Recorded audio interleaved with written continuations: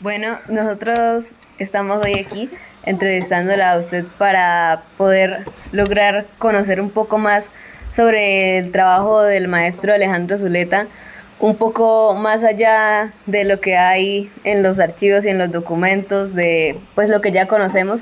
De todo lo Eh, que hemos encontrado pues en internet y las investigaciones y pues eso. ¿Ok? Listo. Entonces, ¿usted le envió la pregunta? No, yo no le envié las Bueno, preguntas. eh, la primera pregunta sería, ¿en qué faceta lo conoció? ¿Una faceta profesional, de director, maestro, compañero? Ok. Yo era la esposa de Alejandro. Cuando lo conocí era su alumna. Yo entré a la Javeriana siendo jovencita y Alejandro era profesor de la universidad. Entonces, digamos que la primera faceta en la que yo conocí a Alejandro fue como profesor en la universidad y director del coro de la universidad, donde yo como estudiante cantaba. Más adelante empezó nuestro noviazgo en el 90 y casi al mismo tiempo yo fui admitida en la énfasis de dirección coral. Entonces, él fue mi profesor de dirección coral durante toda mi carrera. Y al terminar la carrera, yo terminé la carrera en el 95, poco tiempo, pocos meses después de terminar la carrera, me casé con Alejandro. Entonces, digamos que ese es el comienzo, era primero estudiante, después novia y estudiante de dirección coral de manera particular, después esposa, colega, mamá de nuestros hijos y viuda hoy en día. Sí, y por la parte de colega musical tengo entendido que ustedes alcanzaron a tener creación de procesos musicales pues, en conjunto. Sí, en 1993, no, 92, Alejandro y yo creamos un coro que se llama la Sociedad Coral Santa Cecilia, de la cual él fue el director siempre, el director musical, y yo era la directora asistente. Esto lo creamos porque en el 91, que era año Mozart, era bicentenario, el coro de la Javeriana había sido invitado a cantar en una noche Mozart, en que toda la noche se tocó música de Mozart, justamente la noche de su muerte. Y el coro de la Javeriana cantó el Requiem de Mozart, que era la obra de cierre. Y al siguiente año la Filarmónica volvió a llamarnos a mí no, a la Javeriana, al coro de la Javeriana, para hacer el Mesías de Händel, y por diferentes razones el departamento de música no aceptó esa invitación y acordamos en ese caso crear un coro que pudiera ser el Mesías. Entonces creamos una sociedad civil que pudiera contratar con el Estado, etc. Entonces fuimos colegas y a la muerte de Alejandro yo asumí el coro, pues digamos como parte de mi vida profesional. Qué interesante. Sí. Bueno, para la siguiente pregunta es... Para usted, ¿cuál fue el legado que dejó para la posteridad? Hay varias cosas, digamos desde el punto de vista profesional, porque están mis hijos también de por medio, pero digamos que desde el punto de vista profesional, Alejandro enseñó y fue muy generoso con la manera de enseñar, una manera particular de trabajar el coro. Hay muchas maneras de trabajar un coro. Él venía de una escuela en Ohio, en Estados Unidos, que es muy fuerte en la parte vocal, y su trabajo coral era siempre muy centrado en el sonido del coro, que el coro sonara bien, con una cantidad de recursos técnicos, de estrategias para que el coro sonara bien. Los coros de los alumnos de Alejandro y de las personas que tuvieron relación, digamos, de formación de alguna manera con Alejandro, siempre tienen un poco ese sello, el sello de que los coros deben sonar bien, de que debe haber una manera pareja de producir las vocales, una manera relajada de respirar y de producir, desde los coros de adultos hasta los coros de niños. Esa es una parte del legado, es la parte que tiene que ver con la dirección coral. Hay una que tiene que ver con el trabajo que Santa Cecilia hizo, porque Santa Cecilia fue un coro que tuvo especialmente no, digamos, pero que en vida de Alejandro tuvo una trayectoria enorme, que se hicieron en Colombia obras que nunca se habían hecho o nunca se habían hecho con un coro colombiano. La Pasión según San Juan de Bach no se había hecho nunca, la de San Mateo tampoco, la misa en si menor se había hecho, pero no con un coro colombiano. Entonces hubo una cantidad de trabajo, especialmente de la mano de la Filarmónica, de quien era su director titular en ese momento, que se llamaba Francisco Retti, un director chileno. Entonces hubo un legado enorme de lo que se podía hacer en Colombia a nivel profesional con un coro adulto. Y luego está una parte que es muy importante y es la parte del método Kodály, del que ustedes seguramente leyeron y tienen conocimiento. Alejandro recibió una formación en Estados Unidos sobre el método, llegó a Colombia, empezó un poco a implementarla. Si ustedes vieron este famoso video de Ethos, debieron ver la manera como él cuenta la historia. Trató de implementarlo un poco traduciendo las canciones gringas al español, y un buen día tuvo un choque y fue darse cuenta que el Kodály real no se puede hacer adoptando repertorio y simplemente traduciendo, sino adaptando el método al repertorio de cada país. Eso fue lo que Kodály hizo, sino que Kodály nunca se imaginó la amplitud que iba a tener el método. Entonces él lo hizo para Hungría. Tristemente hay personas que dicen, entonces tenemos que hacer Kodály con repertorio húngaro, y eso es un simple desconocimiento de lo que el método es. Entonces, a partir de ese momento, Alejandro empezó a hacer una investigación, por un lado, de cómo se adapta el método, ¿cierto? Las características del método al repertorio, y no solo al repertorio, sino al contexto también colombiano, no solo al repertorio. Ahorita les doy un ejemplo si quieren profundizar sobre ese tema. Sí, claro. Por favor. Y por otro lado, al repertorio. Entonces, empezar a hacer investigación de campo, digamos, no tanto pues como con grabadora por las veredas, pero sí en los talleres que dictaba, investigación en la Biblioteca Nacional, hasta tener un compendio suficiente de música que soportara, ¿cierto? Que le diera soporte al proyecto que estaba presentando. Fruto de eso es un libro que se llama El Método Kodály en Colombia, y 2 antologías que lo acompañan, porque tiene todo un repertorio infantil y juvenil que está adaptado, que funciona muy bien para la parte puramente pedagógica del método, quiere decir para presentar tas y titis, por poner un ejemplo, pero también para el aspecto mucho más amplio del método, que es el trabajo coral. Entonces tiene una cantidad de repertorio que, si bien no funciona para presentar un concepto musical puntual, funciona muy bien para hacer trabajo coral con niños y con adolescentes. Entonces, ese es otro gran legado, es el método mismo, la adaptación y la antología, y un poco de la mano de ambas, de su aspecto como director coral, como maestro, y de su aspecto como investigador del método Kodály, está toda la huella que dejó en una gran cantidad de coros y de directores corales en las regiones, que tuvo que ver con su trabajo con el Ministerio de Cultura y este proyecto que se llamaba Música para la Convivencia, que venía de 2002, del gobierno de Uribe, si no me equivoco, y que fue ir a las regiones a formar directores que la mayoría de ellos no tenían formación, a veces ni siquiera formación musical, pero algunos de ellos no tenían dirección específica en la parte de dirección, y ayudarlos a formar un coro, a ponerlo a sonar bien, dulce, con espacio, con vocales redondas, parejo, etcétera, a escoger el repertorio coherente, y al mismo tiempo, cuando ya el Kodály era más sólido, también empezó a llevar ese método, esa manera de hacerlo también a las regiones. Entonces yo pienso que hay legado desde muchos puntos de vista, porque además Alejandro era supremamente generoso con lo que sabía y con lo que tenía. Era una persona que entregaba los arreglos, iba y mostraba todo, no se quedaba como con esta pequeña cosa que es solo mía, que es para que yo sea mejor que los demás. No era envidioso ni egocéntrico con su propia música. Compartía todo el conocimiento. Supremamente generoso. Entonces eso quedó también en quienes fuimos sus alumnos de manera más consistente, porque él tuvo pues sus alumnos de los talleres, la gente que estuvo en la especialización de dirección de coros infantiles y juveniles de la Javeriana, que eran muchísimas, fueron como 9 cohortes, y luego estuvimos quienes fuimos sus alumnos durante 5 años en la universidad, pues que llevamos también esa parte del legado. Yo tengo una pregunta. Usted, me imagino que usted estuvo presente cuando él estaba haciendo la adaptación, ¿sí? ¿Cómo fue ese proceso de verlo a él hacer eso? ¿Cómo fue como estar presente mientras él como intentaba hacer esa adaptación? Sí, ahí había varias cosas, ¿no? Esto era currulados 24/7, entonces Alejandro se sentaba a desayunar todo el tiempo tenía la cabeza de nosotros, no existíamos un poquito.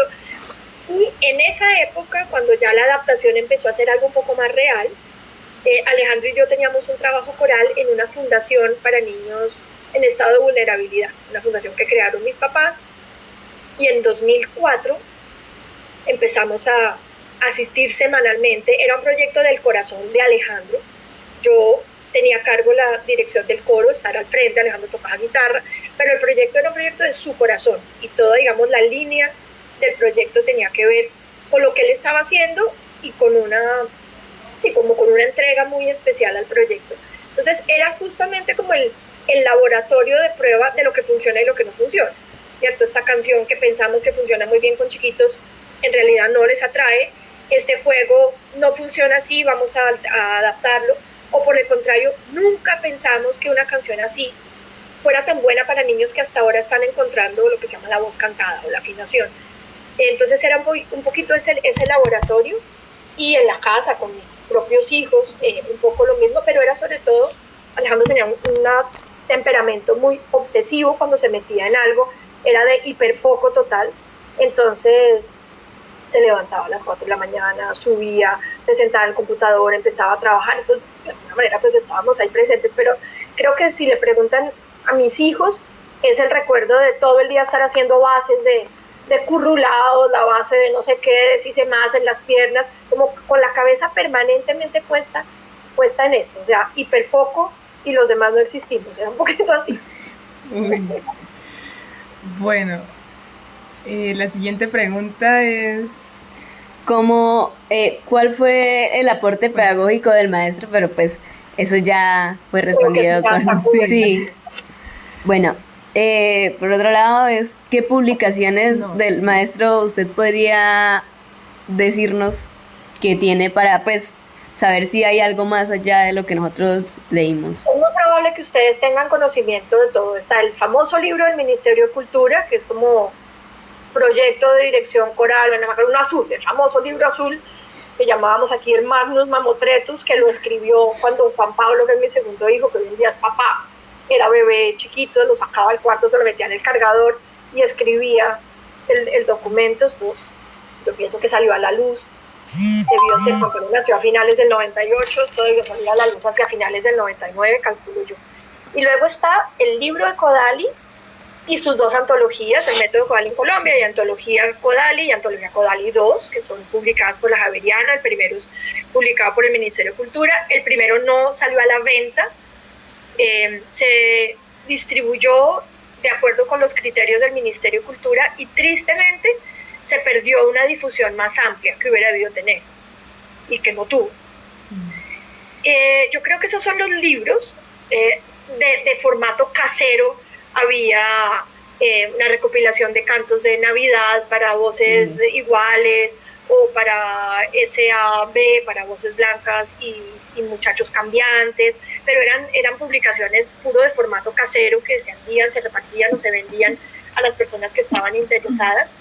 Hubo dos investigaciones que se quedaron muy tristemente guardadas en la Javeriana, algo que yo lamento profundamente. Alejandro hizo un libro de iniciación coral, cómo comenzar un coro, con todos los 101 de lo que se necesita para arrancar un coro de niños o juveniles, y esa investigación alcanzó a pasar a pares académicos y en algún momento se necesitaba un corrector que conociera el tema y me llamaron a mí, porque es mi profesión, porque yo trabajo con niños, soy la directora del coro de niños de la catedral, o sea, yo sé de qué estoy hablando, pero como yo no estaba contratada a tiempo completo en la Javeriana, entonces no se aceptó que yo fuera el corrector y se quedó sin hacer. Muy triste, porque es pues nada, un asunto puramente burocrático. Y luego Alejandro accedió post-mortem, o sea, yo fui quien recibió ese título, digamos, accedió a la titularidad, a ser profesor titular de la facultad, no a través de un doctorado, porque él tenía maestría pero no doctorado, ni estaba interesado en un determinado momento de su vida irse a hacer un doctorado, a través de una investigación original, que era, su investigación era teórico-práctica sobre la voz cambiante. Entonces hizo toda la investigación sobre cómo funciona, qué se puede hacer en Colombia, qué funciona, cómo son los cambiantes de nuestros coros, esos que comienzan en los coros infantiles y van creciendo, empiezan a cambiar de voz y hay que poderlos tener cantando durante el tiempo de la muda vocal. Y adicionalmente, en ese momento, él dirigió durante mucho tiempo, la Javeriana tiene un programa infantil y juvenil, y él dirigía el coro juvenil femenino, porque en una época era mixto, después lo separaron, él dirigió el femenino, y para su investigación pidió que le entregaran a los muchachos a hacer el trabajo con el coro. Eso está en YouTube, varios de esos fue el último concierto que Alejandro hizo, que fue en mayo del 2015, si no estoy mal. Estoy segura que hay videos en YouTube de eso. Entonces hizo el trabajo sobre sus propios muchachos, sobre sus propios coristas, y es un trabajo maravilloso que debería haber sido publicado y la Javeriana no ha hecho la publicación. Creo que hay además una gran cantidad de personas en el país, y no solo en el país, que se beneficiarían de esa información muy puntual. Yo la he usado, de hecho a mí me contrató Sinfonía por el Perú para hacerles como una cartilla para sus propios coros, y yo usé parte de la investigación citando obviamente, pero es una publicación no publicada, o sea, es una investigación que no tiene publicación. Yo creo que aparte de eso, de los libros de Kodály y el famoso libro del Ministerio de Cultura, el azul, no estoy segura de que haya nada más publicado, artículos en revistas indexadas, ese tipo de cosas, sí. Qué chévere, qué curioso que él haya hecho eso, y pues qué lástima que no haya sido publicado, o sea. Es un pesar, es realmente un pesar. Y sería muy útil porque en el momento de uno ir a dirigir un coro infantil, lo más difícil es encontrarse con los niños de 11 años para arriba, que les empieza a cambiar la voz, y y ellos mismos tienen problemas de que cuando cantan la voz les ronca, porque entonces ya no saben si cantar arriba, si cantar abajo, la misma voz no les da para cantar, y uno queda bloqueado en el momento que se encuentra un niño así, porque yo me he bloqueado y no sé qué ponerles a hacer ni qué hacer para que la voz se les desarrolle. Cuando quieras hablamos tú y yo, que yo tengo experiencia en este tema, eso será otro asunto. Esta investigación tenía además la manera como diferentes escuelas, sobre todo norteamericanas, a lo largo de la historia reciente del trabajo coral, han trabajado las voces cambiantes, porque nosotros lo que heredamos, mi generación, pues que yo podría ser mamá de alguna de ustedes, mi generación lo que heredó es, en Europa los niños se callan durante la muda vocal, pero en Estados Unidos no, porque en Estados Unidos es un trabajo que se parece mucho más al nuestro, es un trabajo que ocurre en la escuela pública, y al muchachito al que se le dice, como estás cambiando de voz te vas, es un muchachito que nunca vuelve a cantar, cosa que no ocurre en Europa.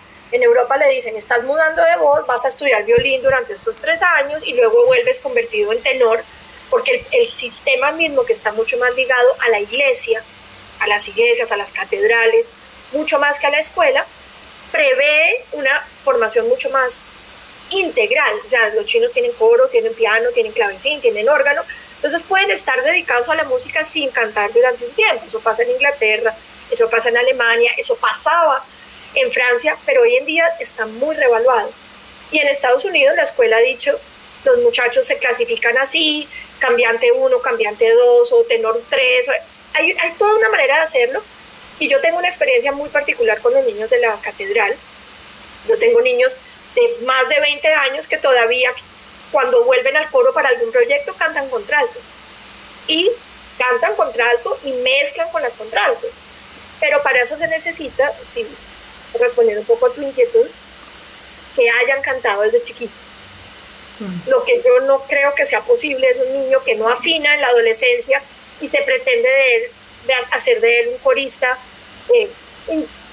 durante el cambio de voz. O sea, eso ya es otro tema, pero no va con la entrevista. Cuando quieran hablamos de eso. Ok.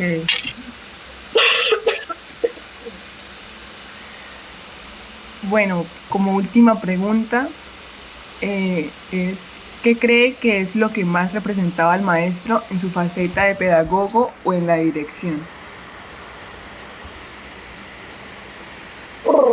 Yo creo que hay varias cosas, pero vamos a resaltar unas 2 o 3. La primera era el buen trato.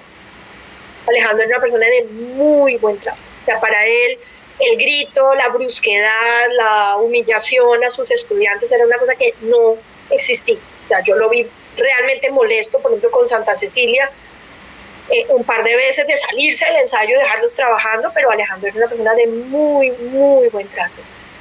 Y de una paciencia, que es otra de las características que a mí, por momentos, la mayoría del tiempo me asombraba y otras veces me desesperaba. Y yo decía, no puede ser, explota. Era una paciencia mineral, como dice García Márquez, o sea, una cosa que si uno explota, ya, no es tú, o sea, no más. Eso por un lado, pienso que el buen trato, creo que todas las personas que tuvieron la oportunidad de cantar con Alejandro o de ser sus estudiantes, siempre resaltan eso, porque además eso no es lo más común en nuestro medio. Muchas veces esto es a los gritos, a las patadas, a los insultos, a las humillaciones, y Alejandro era todo lo contrario. Y por otro lado, digamos, dentro de eso que tiene que ver con su carácter, lo que ya les dije hace un rato, la generosidad, o sea, el no guardarse para él nada, sino realmente entregar lo que las personas necesitaban. Yo necesito una maestra, a mí me descompone eso, en cambio. Maestro, es que necesito un arreglo, usted conoce, y yo siempre digo, busquen, hagan el research que hago yo también, pero es que hágale igual que hice yo. ¿Cómo encontré yo la partitura? Pues buscándola. Alejandro, en cambio, cogía, él buscaba, él la bajaba, él la escaneaba, él la enviaba, yo, o sea, no, lo mato. Era supremamente generoso, hasta, yo diría, hasta maleducar a las personas que tenía al frente, ¿cierto? Sí. Yo siempre le peleaba por eso. Y desde el punto de vista, como director coral, como pedagogo también, pero digamos como director coral, como la solidez de lo que quería transmitir era muy sólido, sabía qué quería con el coro, tenía una imagen auditiva muy clara de qué quería que ocurriera, y era muy creativo, o sea, estaba lleno de recursos para lograr lo que quería, ¿cierto? Si necesito este tipo de sonido en este momento y el coro no me está entendiendo, porque aquí, aún en Santa Cecilia, que es y sigue siendo, digamos, un coro semiprofesional, en el sentido que la mayoría somos músicos profesionales y una buena cantidad de ellos cantantes también. Aún con Santa Cecilia siempre se requieren recursos técnicos o de imaginación para poder lograr lo que uno quiere, y Alejandro era supremamente creativo en eso. Yo pienso que serían esas dos cosas, aparte de eso, de como una finura a la hora de abordar la música ya desde el punto de vista interpretativo, que hacía que Santa Cecilia fuera un coro que siempre se hiciera notar por esa razón. Qué grato escuchar todo ese legado que él dejó y cómo las marcas que dejan las personas a pesar de que ya no estén. Sí, así es, y hay personas, Alejandro cumplió 9 años de fallecido ahorita, el 2 de noviembre, y yo siempre recibo mensajes, siempre. Nos hace mucha falta, pensamos siempre en él, cada vez que trabajamos un coro, nos acordamos de él, de lo que hace, además porque era muy, muy gracioso, Alejandro, muy. Entonces el humor estaba siempre ahí, la tomadera de pelo, sí, era un personaje muy especial, realmente muy especial.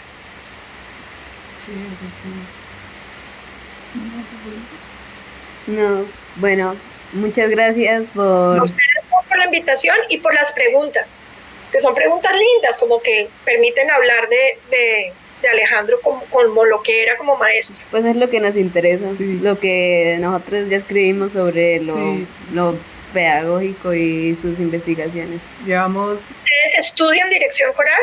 Estamos estudiando licenciatura en música acá en la UIS. Ok. Angie está en un coro y está en el coro, el precoro de acá de la universidad con el director Juan Manuel Hernández. Sí, él fue el que me las presentó. Sí.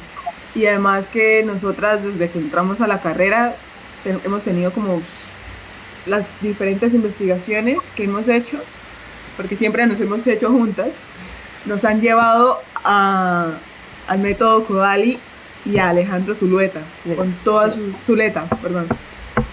con todas sus investigaciones. Casi todos los trabajos que hemos tenido hemos citado o ha estado la referencia a él ahí. Entonces es muy grato tenerla a usted aquí con nosotros.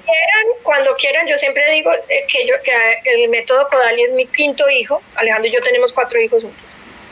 Yo siempre digo que es mi quinto hijo, es la materia que yo dicto en la Javeriana cuando se presenta. Entonces, si en algún momento necesitan algo al respecto, pues ya saben, ya tienen mi teléfono. Me escriben y quedamos al tanto. Yo ya hice el consentimiento informado, okay. No lo había mandado porque no habíamos